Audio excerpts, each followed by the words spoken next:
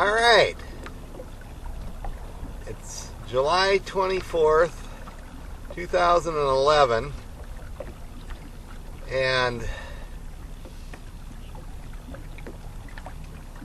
summer peak is over, and we're into the summer period, and I want to talk today about a lure that I read in Bassmaster magazine and tried for the first time.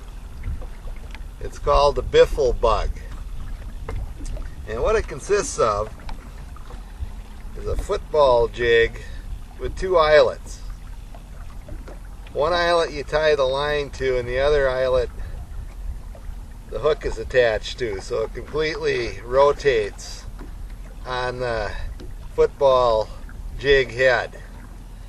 And the biffle bug uses a little grub trailer that you thread onto the hook, and the whole idea behind this lure is that instead of jigging it on the bottom, you basically reel it and bounce rock, reel it and bounce rock. You're really moving it fast. And having fished it this late spring and summer, I found that starting fishing it slow and jigging it like a Texas rig plastic worm really took away from the effectiveness. As I fished the lure faster and bounced rock and imitated a crayfish swimming for 2 or 3 feet and then going to the bottom and staying there for a little bit and then pulling it again 2 or 3 feet, I was starting to unlock the secrets on how to fish this lure. I think it's a better mousetrap for fishing largemouth bass on rock piles. I mean, I've been a dyed-in-the-wool Rapala DT16 crankbaiter bouncing rocks, and I've caught a lot of big bass doing that. And I also fish 10-inch zoom worms, Texas rig style, and have caught a lot of big bass that way too.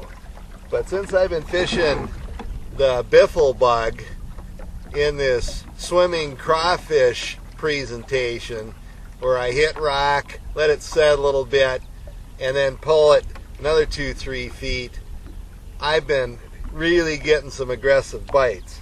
The lure, when it's fully rigged, looks something exactly like this. And what you have to imagine is when you hit rock after a movement, this tail stands straight up off the bottom, and then it pulls down when you skirt it again another 2-3 feet.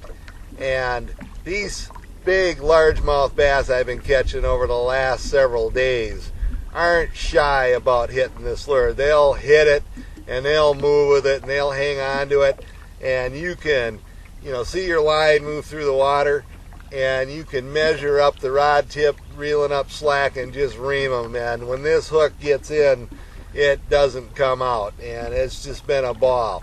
I've got some real pigs in this live well that I want to show you that I've caught using this better mousetrap, this biffle bug, reeled fast on rock piles. You can pull it and back reel. The idea is to get it to move 2-3 feet and get back on rock, and hold it a little bit, let that tail come up, and then explode it again. And these fish will chase them down. So let me show you these largemouth bass.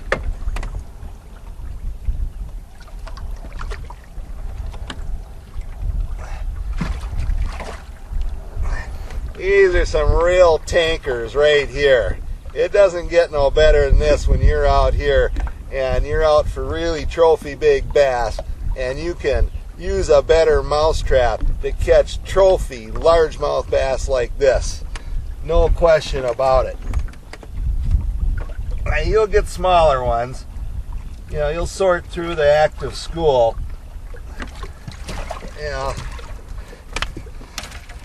But they're all running this size. This is 22 inches right here, and this is 18, so you can see the difference in the size of these largemouth bass.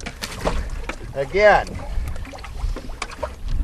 You know, new lures come every year on the market, and football jigs are not nothing new to the bass fishing scene, but traditionally they're molded into the lead head, and that hook is stationary, and the head, you know, moves the hook and the grub trailer on it.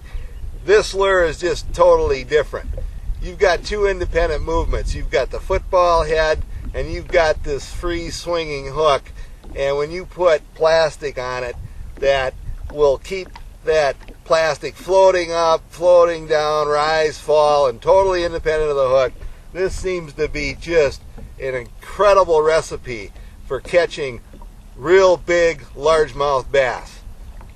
That's the moral of this story. And to that end, as always, good fishing to you.